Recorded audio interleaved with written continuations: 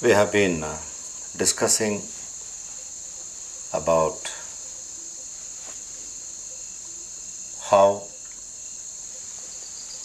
the material consciousness and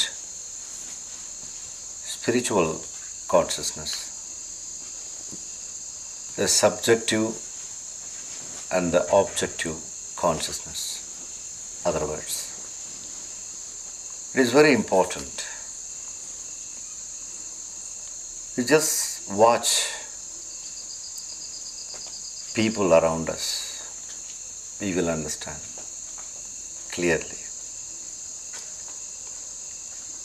I have been watching this. Then we will know how much objective consciousness is going on in the world than subjective.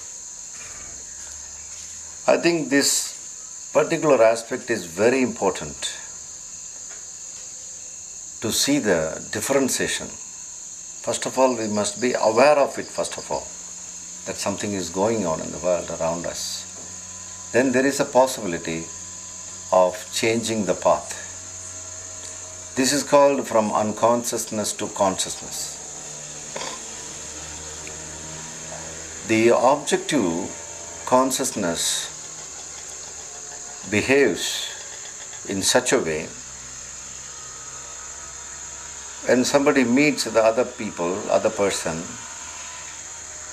they first project from the objective angle. For example, when a person A meets the person B in a normal situation, in an unconscious situation, which is not normal but prevalent in the world, they first judge the person based on objects.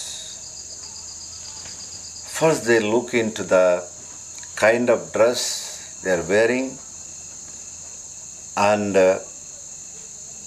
going very deep into this, what kind of sunglass the person is wearing. Is it a local made or Ray-Ban? If it is Ray-Ban, is it a high end or a low end or a middle end? I can say from head to foot, this practice is going on most of the places. They analyze it, they observe it. They observe the hairstyle.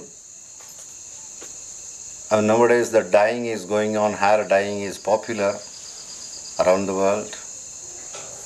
You know, it was only one color previously, and I started seeing this dyeing idea. It was a black color only. Today so many colors of dyeing.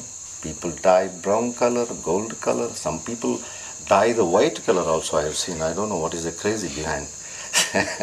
So much is going on. If it is for fun and crazy, it's okay. It's a fun after all.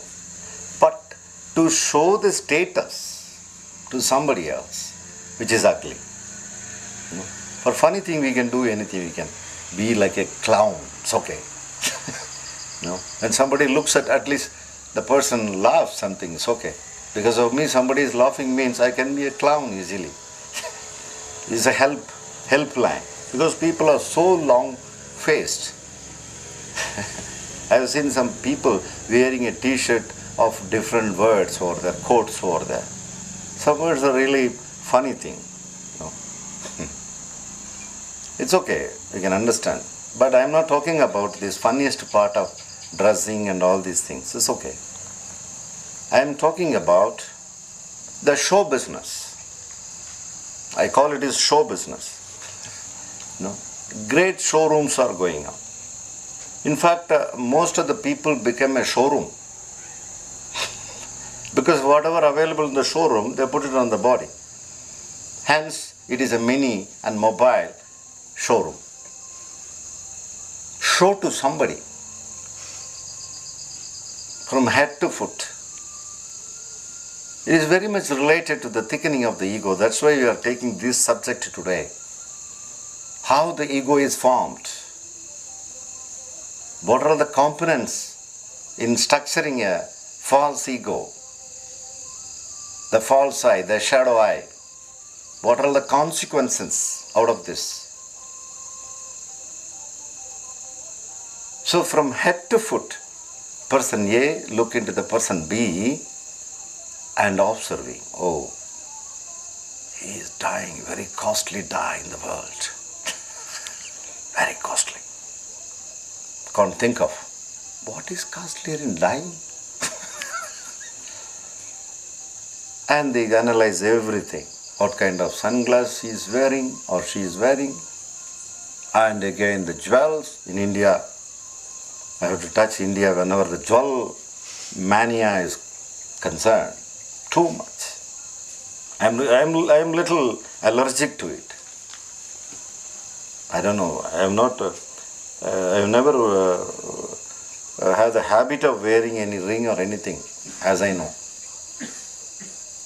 I don't know. Don't even watch.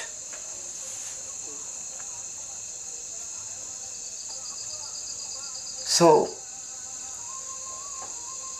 ornaments, in the name of ornaments, if it is for oneself, it is fine. I love to do it, I like it, it's a different matter. I'm talking about show business. To wound somebody, to make somebody feel inferior. That's the motto behind all this decoration. To kill somebody. This is slow poisoning. It is dangerous than food poisoning. The show business poisoning. No? So complex. Otherwise, life is so simple. There is no much of complication in life as it is. Some people make it out of their unconsciousness. This is unconsciousness. So keep on and on from head to foot. You can see all type of show business. Ornaments, the jewels, the diamond, the platinum, and this thing and that thing. Many things. Even the shoes. So when the person A meets the person B, he look into the shoe even. What kind of shoe the person is wearing? Is it costly or just on the platform? Judging. Judgment, which we are going to talk about judgment maybe in the coming sessions. Judgment is a very important subject in forming this ego. Observing. Then a calculation, it is called calculation, is coming next. Okay. So the person B is according to my model. Don't think that only modeling people are acting in the advertisement films. No, almost 90% of the people are models. Modeling business. Only the camera is missing in front of them. Instead of the camera, the people, I become a camera. After all, I is a camera. You know? So they match each other, fine. This person has got a good status. So I have the eligibility to say hello to you. See the eligibility. To meet a person, to say hello. No? To say hello, the eligibility is knowing H-E-L-L-O spelling. That's all the eligibility. There is no need to analyze from head to foot. To say hello really, a heart is required. That's all the eligibility. Now the eligibility is coming from the showroom. Judging everything, then finally decided, fine, okay. Here is a status symbol. It is called status symbol.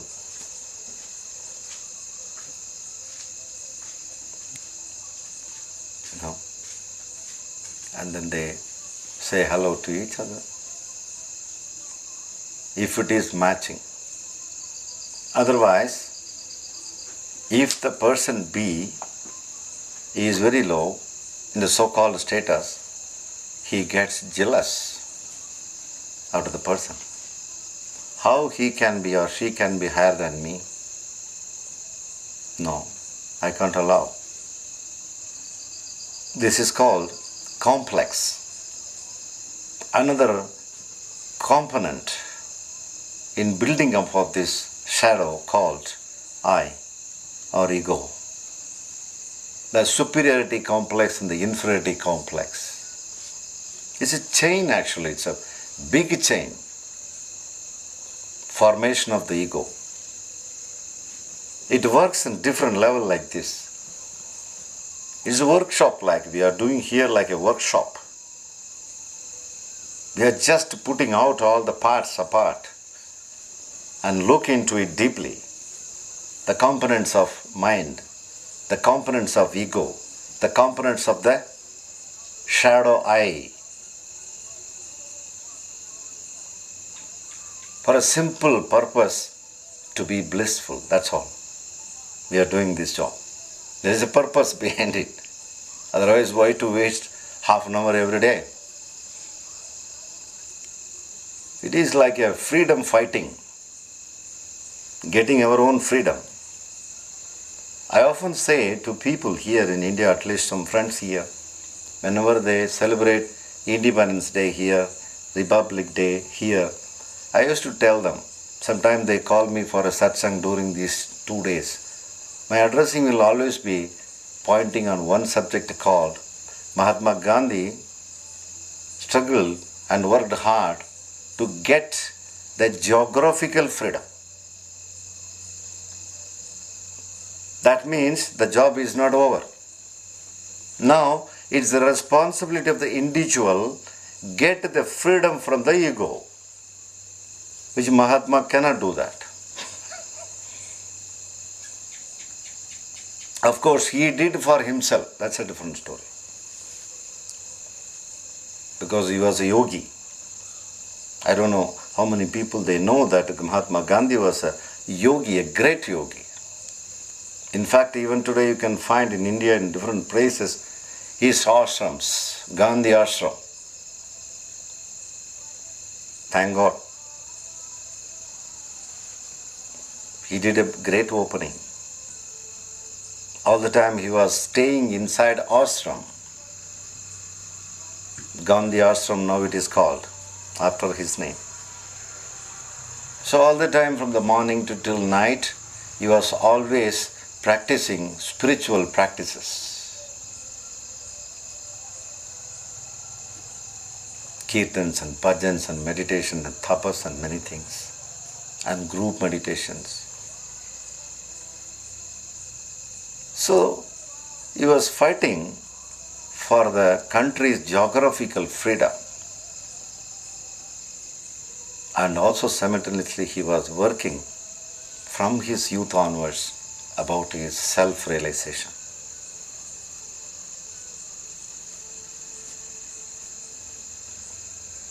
So it's our responsibility.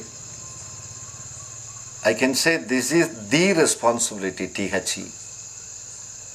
All other responsibilities will follow automatically. There is no need to count on many responsibilities. The family responsibility, the financial responsibility, economical responsibility, national responsibility. You need not worry about all these things. If this responsibility is attended to, all the responsibilities will follow like a shadow.